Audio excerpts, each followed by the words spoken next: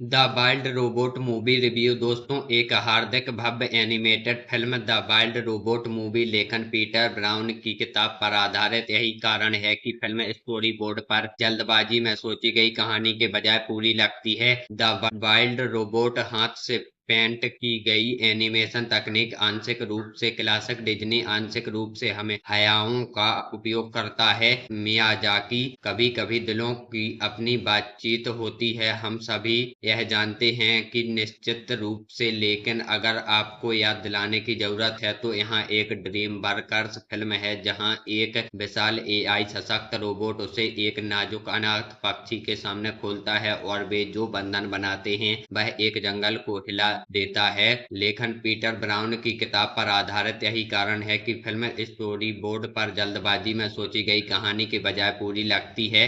Wild robot एक हाथ से पेंट की गई एनिमेशन तकनीक आंशिक रूप से क्लासिक डिज्नी, आंशिक रूप से हायाओ मियाजाकी का उपयोग करता है। छवियां आकर्षक हैं, चाहे वह रोजम 7134 का उजाड़ हो या रोज नेओंग ओ, एक चलने वाला बात करने वाला रोबोट जो मांगे गए हर काम को पूरा करने के लिए प्रशिक्षित है। अलविदा कहने के लिए चट्टान से एक टहनी के सहारे लटक रहा है, या घूमते हुए बर्फीले तूफान में अकेले बैठे हुए, या रोज की गर्दन के मोड़ में गॉसलिंग ब्राइट बेल कॉर्नर की गर्माहट रोज की शक्ति देने वाले क्रॉस क्रॉसिंग नेटवर्क को टिमटिमाती हुई स्थापित करती है, या रोज और क्रिंक पास्कल के रूप में अत्यधिक खुशी आखिरकार ब्राइट बेल को, जिसे उन्होंने कभी कभी अनिच्छा से उठाया था, आसमान पर ले जाते हुए देखा, या नूह के जहाज जैसा आरामदेह घर जिसे रोज विशेष रूप से कठोर सर्दियों के लिए बनाता है। संगीत जबरदस्त नहीं है, हालांकि क्रिस बॉबर्स का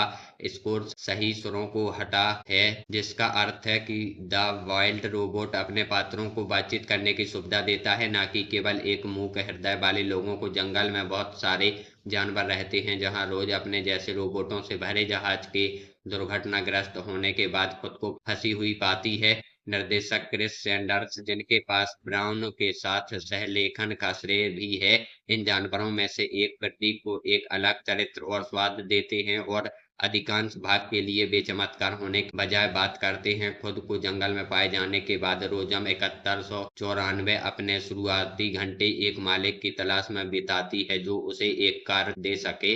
अपने बीच इस एलियन जीव को ढूंढना। जंगल के अधिकांश जानवर या तो उससे दूर चले जाते हैं या उसे नीचे गिराने की कोशिश करते हैं, लेकिन तभी रोजम की नजर एक अंडे पर पड़ती है और उसकी संज्ञानात्मक तकनीक उसे अंदर पल रहे जीवन को देखने देती है।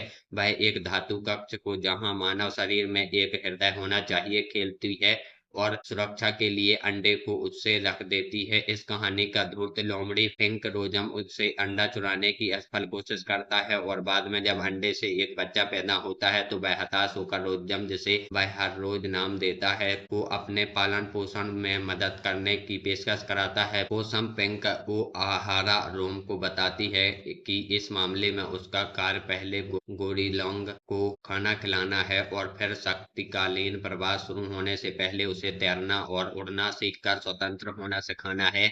पिंक को पता है कि वह किस बारे में बात कर रही है, भले ही घर हर मौसम में बच्चे को पालने से उसकी मातृ प्रेम भावना काफी कम हो जाती है। और फिर फ्रैंक के हैं एक लोमड़ी जितनी लोमड़ी की तरह, जिसने रोज को एक सोचकर भ्रमित किया कि वह एक गॉसलिंग विशेषज्ञ है। कई बार जिंक केवल उस गॉसलिंग को खाने को पेशकश करता है जिसका नाम उन्होंने ब्राइटल रखा है, और इसमें काम खत्म हो जाता है। अच्छे पुराने एनिमेशन की परंपरा में यहाँ कई पाठ हैं जिनमें कठिन पाठ भी शामिल हैं, जैसे कि जंगल में जीवित रहना, जहाँ प्राथमिक कानून मारना या मार दिया जाना है, और मृत्यु एक रोजमर्रा की वास्तविकता है, रोज जिसे किसी भी नुकसान न पहुंचाने के लिए प्रोग्राम किया गया है, हतप्रभ है और अपने रास्ते पर अड़ी रहती है, जिसे फ्रैंक दया के लिए उसकी कमजोरी के रूप में खारिज कर देता है।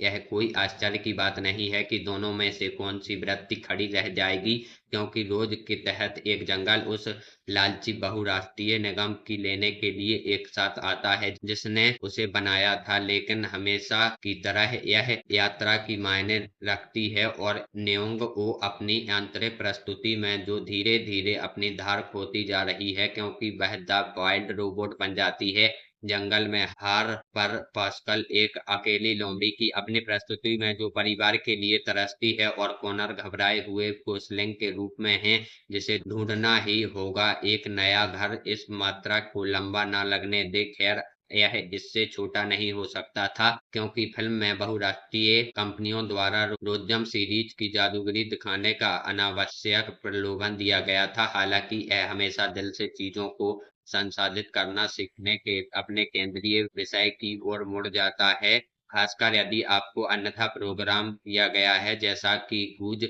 लोंगनेक निघी रोज से कहता है, जब ब्राइट बिल अपने पहले प्रवास पर निकलने वाला होता है जहां उसके पंख हार मान लेते हैं, उसका दिल संतुलित हो सकता है। उम्मीद है हमारी वीडियो आपको पसंद आई होगी। अगर वीडियो पसंद आई हो तो वीडियो को लाइक करके हमारे चैनल को जरूर सब्सक्राइब करें। मिलते हैं इसके अगले वीडियो में।